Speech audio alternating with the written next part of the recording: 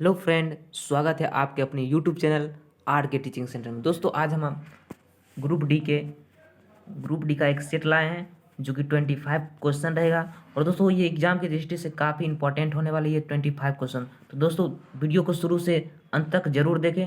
चलिए बिना किसी देरी के क्वेश्चन को देखते हैं। चलिए क्वेश्चन को देख लेते हैं। क्वेश्चन है, 1 नंबर क्वेश्चन है, परमाणु संलयन प्रतिक्रिया स्वचालित रूप से होती है। ऑप्शन 4 दिए गए हैं।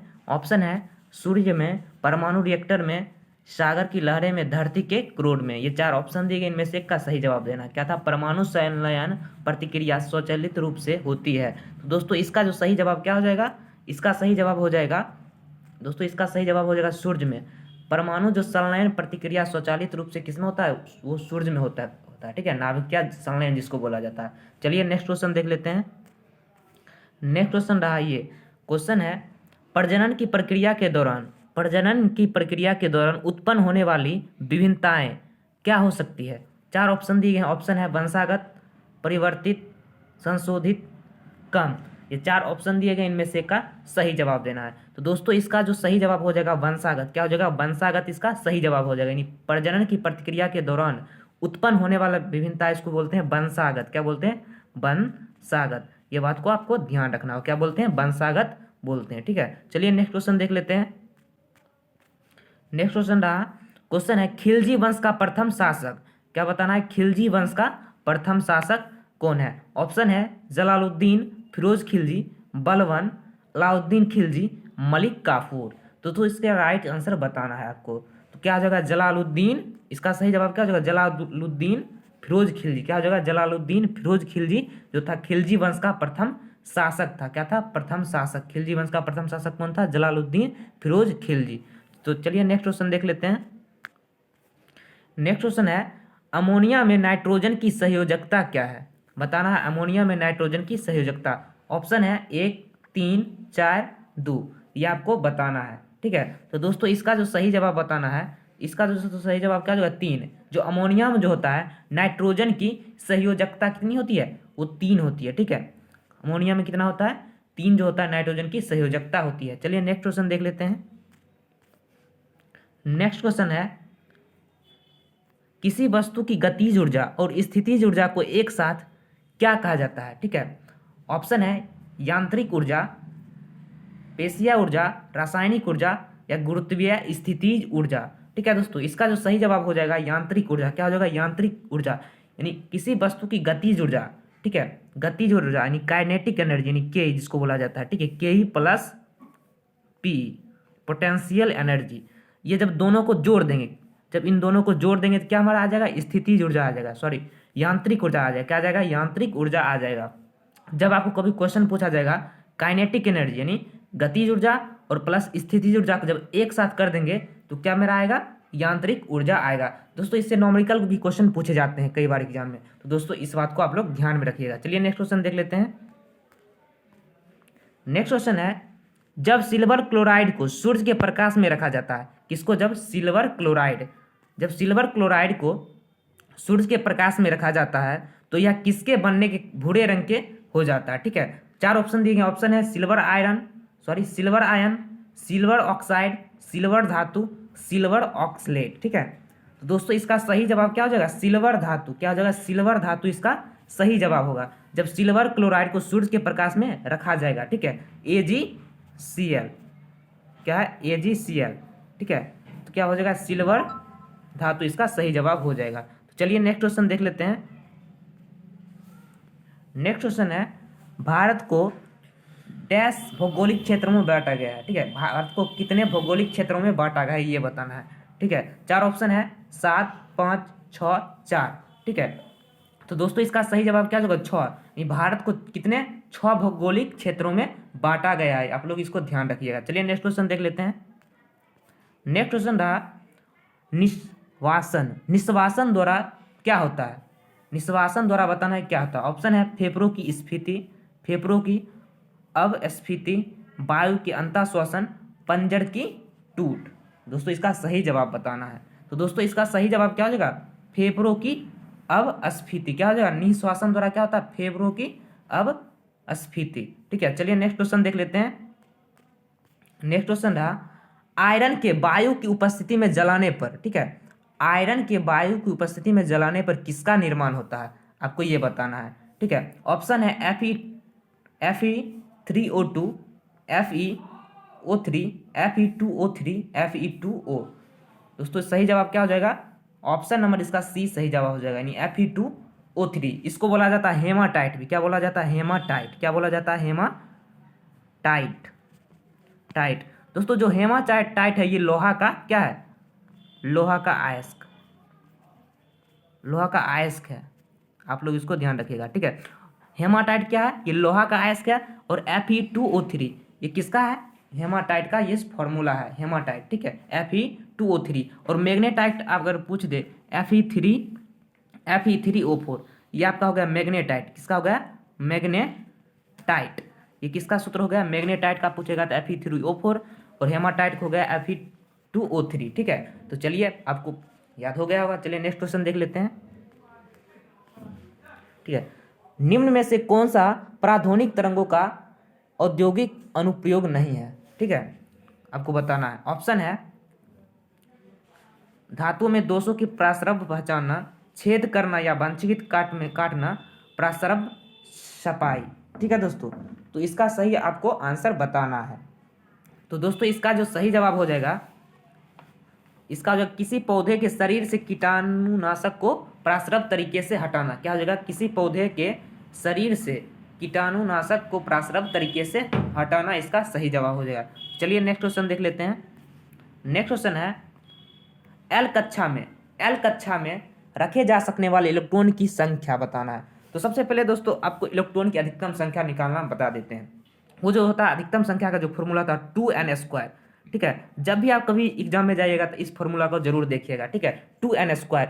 इससे जो बेस बार बार एग्जाम में क्वेश्चन पूछे जाते हैं, जैसे आपको पूछेगा पी कक्षा में इलेक्ट्रॉन की अधिकतम संख्या क्या होगा, तो जैसे यहाँ पर दिया है एल कक्षा में रखे जाने वाले इलेक्ट्रॉन की अधिकतम संख्या, यानी जो पूछा गया है एनटीपीसी सीबीटी रूम। तो अगर आगामी एग्जाम में अगर पूछ दिया जाए, ठीक है, तो चलिए इसको देख लेते हैं। एल कक्षा में रखे जाने वाली इलेक्ट्रॉन की अधिकतम संख्या बताना है, ठीक है। तो एन का मान क्या रखना है, 2 गुने।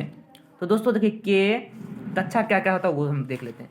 के L M N O P Q, ठीक है, 1 2 3 4 5 6 7, ठीक है, 7 कक्षा होता है, ठीक है। देखिए दोस्तों यहाँ एल कक्षा में रखे जाने वाला पूछा, ठीक है। तो के एम जो होता है 1 कक्षा, इसमें 2 कक्षा, तो आपका एन का मान जो रखना है 2 रखना है। तो यहाँ पर अगर हम 2 रख देंगे, एन का मान अगर 2 रख देंगे, यानी 2 का स्क्वायर कर देंगे, तो 2 का स्क्वायर 4 और 2 नी 8। तो आपका आंसर क्या हो जाएगा, ऑप्शन नंबर ए इसका सही जवाब हो जाएगा, यानी एल कक्षा में रखे जाने वाले इलेक्ट्रॉन की अधिकतम संख्या कितना होगा, 8 इसका सही जवाब हो जाएगा। तो दोस्तों आपको समझ में आ गया होगा। चलिए नेक्स्ट क्वेश्चन देख लेते हैं। नेक्स्ट क्वेश्चन है आभासी और सीधी छवि के लिए दर्पण का आवर्धन होना चाहिए, ठीक है। 4 ऑप्शन दिए गए हैं। ऑप्शन है अनंत, ऋणात्मक, धनात्मक या शून्य, ठीक है। तो दोस्तों अब जानते हैं क्या हो जाएगा इसका आंसर, धनात्मक। जब आभासी और सीधी छवि के लिए दर्पण का आवर्धन होना चाहिए अगर जब पूछेगा तो वो हो जाएगा हमारा आंसर क्या हो जाएगा, धनात्मक, इसका सही जवाब हो जाएगा। तो चलिए नेक्स्ट क्वेश्चन देख लेते हैं। क्वेश्चन है एशियाई खेल एजीएफ, जिसको बोला जाता है एजीएफ, ने पंडित जवाहरलाल नेहरू द्वारा दिए गए शब्द डैश को आदर्श वाक्य के रूप में अपनाया, ठीक है, ये आपको बताना है। ऑप्शन दिए गए हैं sports ever, ever onboard, tip of strips, sporting together. तो दोस्तों इसका सही आपको जवाब देना है, ठीक है। तो इसका दोस्तों सही जवाब हो जाएगा एवर अनबोर्ड, क्या हो जाएगा, एवर अनबोर्ड, एवर अनबोर्ड, यानी एशियाई खेल संघ यानी एजीएफ ने पंडित जवाहरलाल नेहरू द्वारा दिए गए शब्द यानी एवर अनबोर्ड को आदर्श वाक्य के रूप में अपनाया, ठीक है। तो चलिए नेक्स्ट क्वेश्चन देख लेते हैं। नेक्स्ट क्वेश्चन है ये क्वेश्चन है किसके ऑक्साइड अम्लों के साथ साथ क्षारकों के साथ भी अभिक्रिया करते हैं, ठीक है। नहीं दोस्तों बताना अम्लों के ऑक्साइड जो है साथ साथ क्षारकों के साथ भी अभिक्रिया करते हैं, ये आपको बताना है। ऑप्शन है निष्क्रिय, अम्लीय, क्षारीय, उभयधर्मी, ठीक है दोस्तों। तो इसका दोस्तों सही जवाब क्या हो जाएगा, उभयधर्मी। इसका क्या हो जाएगा, उभयधर्मी ऑक्साइड जो होता है अम्लों के साथ साथ क्षारकों के साथ भी अभिक्रिया करते हैं, ये आपको ध्यान रखना है। क्या हो जाएगा, उभयधर्मी ऑक्साइड, इसका सही जवाब हो जाएगा। तो चलिए नेक्स्ट क्वेश्चन देख लेते हैं। नेक्स्ट क्वेश्चन है डैश ऑक्साइड अम्लों के साथ साथ, ठीक है। तो दोस्तों ये क्वेश्चन हो गया था। चलिए नेक्स्ट क्वेश्चन है बल द्वारा किया गया कार्य, बल द्वारा किया गया कार्य धनात्मक होता है जब क्या होता है, जब ऑप्शन देना बताना, ठीक है दोस्तों। विस्थापन बल की दिशा में होता है, विस्थापन बल के लंबवत होता है, आरोपित बल से कोई विस्थापन नहीं होता है, विस्थापन बल की विपरीत दिशा में होता है। दोस्तों 4 ऑप्शन दिए गए हैं, आपको इसमें से बताना है, ठीक है। तो दोस्तों इसका जो सही जवाब हो जाएगा, इसका सही जवाब क्या होगा, विस्थापन जो होगा बल की दिशा में होगा। क्या हो जाएगा, विस्थापन जो होगा बल की दिशा में होगा। जब बल द्वारा किया गया कार्य धनात्मक होगा, आप लोग इसको ध्यान रखिएगा, यानी विस्थापन बल की क्या होगा, दिशा में होता है, ठीक है। तो चलिए नेक्स्ट क्वेश्चन देख लेते हैं। नेक्स्ट क्वेश्चन है, किसके वर्ग के, ठीक है, डैश के वर्ग के प्राणियों में श्वसन गल्फरों अथवा फेफड़ों द्वारा होता है। 4 ऑप्शन दिए गए हैं। ऑप्शन है मत्स्य, सरीसृप, पक्षी, उभयचर, ठीक है। तो दोस्तों इसका जो सही जवाब हो जाएगा, इसका दोस्तों सही जवाब क्या होगा, उभयचर इसका सही जवाब हो जाएगा, ठीक है। ठीक है दोस्तों, नहीं उभयचर इसका सही जवाब हो जाएगा। तो चलिए नेक्स्ट क्वेश्चन देख लेते हैं। नेक्स्ट क्वेश्चन है, संवेग की एसआई पद्धति में इकाई बताना है। संवेग की एसआई पद्धति में इकाई बताना है। तो दोस्तों ये 4 ऑप्शन दिए गए हैं, ठीक है। ऑप्शन है, ऑप्शन क्या है, केजी मीटर प्रति सेकेंड स्क्वायर, केजी मीटर प्रति सेकेंड, ग्राम मीटर प्रति सेकेंड, केजी सेंटीमीटर प्रति सेकेंड। तो दोस्तों संवेग की एसआई इकाई आपको बताना है। तो दोस्तों संवेग की जो एसआई इकाई क्या हो जाएगा, केजी मीटर प्रति सेकेंड, यानी ऑप्शन नंबर बी इसका सही जवाब हो जाएगा। यानी पी बराबर क्या होता है, एम बी होता है। इसका फॉर्मूला क्या होता है, पी बराबर एम बी। यहाँ से आप क्या निकाल सकते हैं, इसका एसआई मात्रक भी निकाल सकते हैं। कैसे, तो द्रव्यमान का केजी और इसका क्या हो जाएगा, वेग मीटर प्रति सेकेंड, ठीक है। इसका क्या हो जाएगा आंसर हो जाएगा केजी मीटर प्रति सेकेंड, इसका सही जवाब हो जाएगा। तो चलिए नेक्स्ट क्वेश्चन देख लेते हैं। मनुष्य में निषेचित अंडा डैश के स्तर में प्रत्यारोपित हो जाता है, ठीक है। निषेचित अंडा जो होता है डैश के स्तर में प्रत्यारोपित हो जाता है, ठीक है।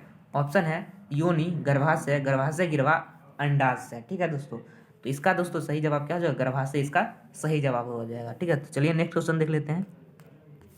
नेक्स्ट क्वेश्चन है, यदि 10 ओम, 8 ओम और 7 ओम के 3 प्रतिरोध श्रेणी क्रम में जुड़े हैं। किस क्रम में, श्रेणी क्रम। यहाँ पर आपको 2 क्रम में दिखेंगे, एक श्रेणी और एक समांतर। तो दोस्तों यहाँ पर श्रेणी क्रम में दिया है, ठीक है। तो श्रेणी क्रम में जुड़े हैं तो परिपथ में प्रभावी प्रतिरोध बताना है, ठीक है। जब दोस्तों श्रेणी क्रम में दिया रहेगा, जब कोई भी प्रतिरोध जो आपको श्रेणी क्रम में मिलेगा तो सीधा आपको उसको जोड़ देना है। तो जैसे हम इसको जोड़ लेते हैं, 10 + 8 + 7, इसको हम सीधा जोड़ लिए, ठीक है। तो 10 8 18, 18 7 25 आपका सही जवाब हो जाएगा, ठीक है दोस्तों। क्या होगा, 25 आपका सही जवाब हो जाएगा। अगर यही समांतर क्रम में रहता, आपको कैसे करना है एग्जाम में, आगे एग्जाम जो होगा, ठीक है, अगर ऐसा क्वेश्चन आ जाएगा तो आपको समांतर क्रम में जैसे पूछ देगा तो आपको कैसे करेंगे, जैसे 1/10 कर देंगे, ठीक है, इसको पलट करके, ठीक है दोस्तों, 1/8 कर लेंगे प्लस 1/7 कर लेंगे। यहाँ से आप एलसीएम लेना है और यहाँ से आपको आर का जो मान आएगा आपको वही आ जाएगा आंसर। तो चलिए आपको समझ में आ गई होगी बात है। तो नेक्स्ट क्वेश्चन देख लेते हैं। नेक्स्ट क्वेश्चन है ये आपका, ठीक है, जरों की कोशिकाओं में, ठीक है, जरों की कोशिकाओं में लंबे रेमो जैसे भाग को क्या कहते हैं, ठीक है। ऑप्शन दिए हैं जूनेस, जूट हेयर, जूट बिली, जूट ट्रेक हाइडस, ठीक है दोस्तों, जूट ट्रेक हाइडस। तो दोस्तों इसका जो सही जवाब क्या हो जाएगा, जूट हेयर, इसका सही जवाब क्या हो जाएगा, जूट हेयर इसका सही जवाब हो जाएगा, ठीक है। तो चलिए नेक्स्ट क्वेश्चन देख लेते हैं। नेक्स्ट क्वेश्चन है, क्वेश्चन 350 न्यूटन का एक बल, क्या है, 350 न्यूटन का एक बल 500 ग्राम के द्रव्यमान पर लगाया जाता है, ठीक है। तो इस स्थिर वस्तु में उत्पन्न त्वरण बताना है, ठीक है दोस्तों, त्वरण आपको बताना है। ऑप्शन दिए गए हैं 0.7 मीटर प्रति सेकेंड स्क्वायर, 0.7 मीटर प्रति सेकेंड स्क्वायर, ठीक है, 0.7 मीटर प्रति सेकेंड, 0.7 मीटर प्रति सेकेंड। तो दोस्तों 4 ऑप्शन दिए, इसमें से आपको सही जवाब देना है, ठीक है। तो दोस्तों इसने दिया है 350 न्यूटन का एक बल है और 500 ग्राम के एक द्रव्यमान पर लगाया जाता है। तो दोस्तों आपको एक फार्मूला याद होगा, जब आपका बल दिया होगा और द्रव्यमान दिया होगा तो आपको फार्मूला याद आता होगा F बराबर ma, ठीक है, F बराबर ma जो है न्यूटन का दूसरा आपका नियम है, ठीक है, ठीक है, F बराबर ma। तो दोस्तों यहाँ पर क्या होगा, F का मान हमको दिया, नहीं बल का मान हमको दिया है 350 न्यूटन, ठीक है, 350 न्यूटन। उसके बाद m का मान हमको कितना दिया है, 500 kg आपको दिया है, गुने a। ये आपका क्या होगा, ये आपका त्वरण हो गया जो आपको पूछा गया है। तो ये आपको बताना है, यहाँ से इसको 1 0 से काट लेंगे और यहाँ से 5 7 35 नहीं आ जाएगा, यहाँ पर 0.7, उसके बाद मीटर प्रति सेकेंड स्क्वायर। दोस्तों त्वरण का जो मात्रक होता है मीटर प्रति सेकेंड स्क्वायर होता है। दोस्तों यहाँ पर बिना आप क्या होगा, बिना आप बनाकर भी यहाँ पर मार सकते हैं, क्योंकि यहाँ पर देखिए त्वरण आपसे पूछा गया, तो त्वरण का जो मात्रक होता है मीटर प्रति सेकेंड स्क्वायर होता है। तो दोस्तों यहाँ पर एक ही ऑप्शन में था मीटर प्रति सेकेंड स्क्वायर, तो दोस्तों आप यहाँ पर लगा सकते थे, ठीक है, मात्रक से भी आप बना सकते थे इसको, ठीक है। तो 0.7 मीटर प्रति सेकेंड स्क्वायर इसका सही जवाब हो जाएगा, ठीक है। चलिए नेक्स्ट क्वेश्चन देख लेते हैं। नेक्स्ट क्वेश्चन ये रहा, एसआई पद्धति में त्वरण की इकाई, ठीक है दोस्तों, इसको बताना है। ऑप्शन है मीटर प्रति, metre second, metre second square, metre प्रति सेकेंड स्क्वायर। तो दोस्तों इसका जो सही जवाब हो जाएगा क्या हो जाएगा, मीटर प्रति सेकेंड स्क्वायर इसका सही जवाब हो जाएगा। यानी त्वरण की जो इकाई होता है मीटर प्रति सेकेंड स्क्वायर होता है, आपको ध्यान रखना है। तो चलिए नेक्स्ट क्वेश्चन देख लेते हैं। नेक्स्ट क्वेश्चन है, निम्नलिखित में कौन सा अम्ल पानी में घुलने पर H+ आयन प्रदान करता है। किसमें घुलने पर, पानी में घुलने पर H+ आयन प्रदान करता है। दोस्तों सीधा एग्जाम में छपने वाला है क्वेश्चन, इस टाइप से क्वेश्चन सीधा आपका एग्जाम में छपेगा, तो दोस्तों आप लोग ध्यान में रखिएगा। क्वेश्चन है, ऑप्शन है हाइड्रोलिक अम्ल, एसिटिक अम्ल, नाइट्रिक अम्ल और सल्फ्यूरिक अम्ल, 4 ऑप्शन दिए गए हैं, ठीक है। तो दोस्तों इसका जो सही जवाब हो जाएगा एसिटिक अम्ल। दोस्तों एसिटिक अम्ल की चर्चा में आएगा, ठीक है। एसिटिक अम्ल की बात करें तो दोस्तों इस सिरका में पाया जाता है। किसमें पाया जाता है, सिरका में भी पाया जाता है एसिटिक अम्ल, ठीक है, जो पानी में घुलने पर क्या देता है, H+ आयन देता है। दोस्तों क्योंकि ये अम्ल है, तो आप जानते हैं अम्ल जो है जल में घुलकर क्या देता है, H+ आयन देता है। आप लोगों को पता भी होगा, ठीक है, क्या देता है, H+ आयन देता है, ठीक है। और जो अम्ल जो होता है, अम्ल का एक ट्रिक बता देते हैं, अनिल, आप लोग याद रखिएगा, अनिल। अम्ल जो क्या करता है, अम्ल जो है नीला लिटमस को लाल कर देता है, आप लोग इसको ध्यान में रखिएगा, ठीक है। अम्ल जो है नीला लिटमस को लाल कर देता है, और क्षारक से अगर आपसे पूछा तो वही बात उल्टा कर देना, लाल को नीला कर देगा। क्षारक अगर पूछा जाएगा तो लाल को नीला करेगा, और अम्ल जो है आपको अनिल याद रख लेना है, ठीक है, जिससे आपको आसानी से कर सकते हैं। अम्ल जो है नीला लिटमस को लाल करेगा, और एसिटिक अम्ल और जल में घुलकर क्या देता है, H+ आयन देगा, ठीक है, अम्ल। और क्षारक जो है जल में घुलकर OH- आयन देगा, ठीक है, आप लोग इसको ध्यान में रखिए, OH- आयन देगा, ठीक है। चलिए नेक्स्ट क्वेश्चन देख लेते हैं। नेक्स्ट क्वेश्चन रहा ये, ठीक है, स्टेट बैंक ऑफ इंडिया को किस वर्ष राष्ट्रीयकृत किया गया था, यह बताना है दोस्तों, ठीक है। ऑप्शन है 1965, 1945, 1935, 1955। तो दोस्तों इसका सही जवाब आपको बताना है। दोस्तों इसका सही जवाब क्या है, 1955, ठीक है। स्टेट बैंक ऑफ इंडिया, इसको SBI भी बोला जाता है, ठीक है, SBI, ठीक है।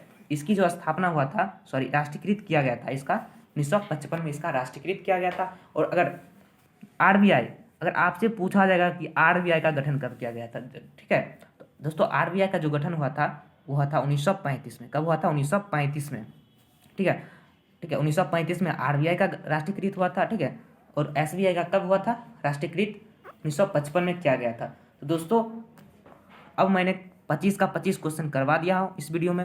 दोस्तों अगर आप और वीडियो देखना चाहते हैं तो मैंने पूरा वीडियो डाल चुका हूँ, नेक्स्ट वाला वीडियो अगर, ठीक है दोस्तों, पूरा वीडियो आप देख सकते हैं प्लेलिस्ट के नीचे में, आप डिस्क्रिप्शन में लिंक दे दिया गया है दोस्तों, आप पूरा देख सकते हैं। दोस्तों अगर वीडियो पसंद आए तो अभी जा करके सब्सक्राइब और लाइक जरूर कर दें, और अपने दोस्तों को भी शेयर करें, ठीक है दोस्तों। 100% यही क्वेश्चन आएगा ग्रुप डी में, ठीक है दोस्तों। तो दोस्तों इसको आप एक बार जरूर देख लीजिएगा। दोस्तों अगर वीडियो पसंद आए तो लाइक कर देना। थैंक यू, नेक्स्ट वीडियो में मिलेंगे, धन्यवाद।